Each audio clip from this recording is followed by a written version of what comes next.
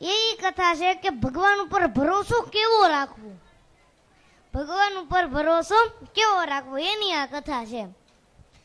એક સરસ મજાની વાત છે, એક શહેરમાં સરસ મજાનું રાધા કૃષ્ણનું જૂનું મંદિર હતું.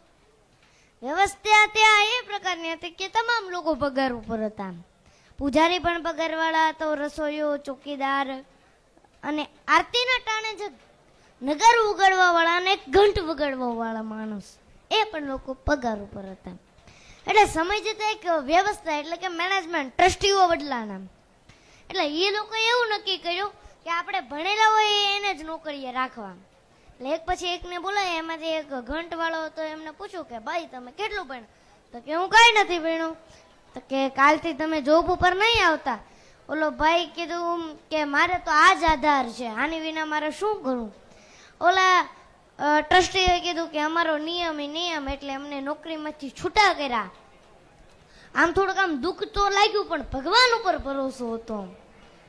અને પછી ક્યારેય પાછા વૈષ્ણવો મંદિર આવે, આરતીમાં આવે અને એમને મજા ન આવે, કારણ કે ઓલું જે વગાડતો હતો ભાવથી, તાલમાં ગાતા, નાચતા નાચતા, એટલે એ લોકોને જે આમ ભક્તિનો માહોલ ઉભો થતો એમાં આમ થોડુંક ડિસ્ટર્બ થયું. એટલે એ લોકો એમ થોડુંક આમ બે ચાર મિત્રો ભેગા થઈ અને એને મળવા ગયા કે ભાઈ તું સાંજ સવાર ઘંટ વગાડવા આવો. એને કીધું કે એ લોકો મોટા મેનેજમેન્ટના ટ્રસ્ટીઓ છે, હું આવું એ સારું નહીં લાગે, મને રહેવા દો. પાછું વૈષ્ણવોને થયું કે નહીં, ગમે એમ કરીને એને લાવવો છે. એટલે એમને એક આયોજન કર્યું. મંદિરની સામે એ લોકો પાસે એક જગ્યા હતી ને એને એક સરસ મજાની દુકાન બનાવી દીધી અને કીધું કે આ દુકાન તારે ચલાવવાની અને ઘંટ વગાડવાનો આરતીનો ટાઈમ થાય ત્યારે તારે ઘંટ વગાડવાના. ઓલો સક્ષમ હતો, ઓલો સક્ષમ થયો, હું ભોળો હતો, સ્વભાવ એનો સારો હતો, મીઠો હતો. એટલે પછી એ વેપાર કર્યો એને દુકાન ચલાવી. એકને બદલે 2 થઈ, 3 થઈ, 4 થઈ, 8 10 દુકાન થઈ ગઈ. સમય જતા એક મોટો વેપાર થઈ ગયો, મોટો શેઠિયો થઈ ગયો. તોય મર્સિડીઝ લઈને આવે પણ ઘંટ વગાડવાનું ભૂલે નહીં.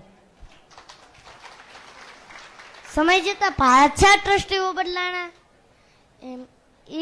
એ લોકો એવું વિચાર્યું કે મંદિર બહુ જીર્ણ થઈ ગયું છે. જીર્ણ થઈ ગયું એટલે કે થોડુંક જીર્ણ થઈ ગયું. એટલે એ લોકો એવું વિચાર્યું કે થોડીક આમ જીર્ણોદ્ધાર કરવાની, જીર્ણોદ્ધાર માટે ફાળો કરવાની એટલે કે માંગણી કરવાની એમને વિચાર્યું. એટલે એ લોકોએ એવું કર્યું કે સામે જે પેલા શેઠની ફેક્ટરી છે ને ત્યાં આપણે પેલા જઈએ અને પછી બીજા ભક્તો પાસેથી આપણે માંગશું.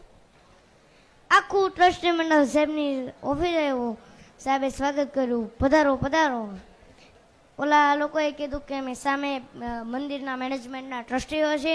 સાહેબ રાજી થઈ ગયા. ઓ મારું ભાગ્ય ઉડી ગયું કે મારે ત્યાં ભગવાનના ભક્તો આવ્યા.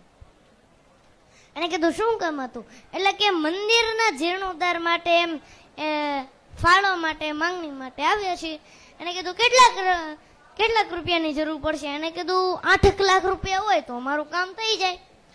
સાહેબે તરત પોતાના મુનેમને કીધું 10 લાખનો ચેક લખી આપ.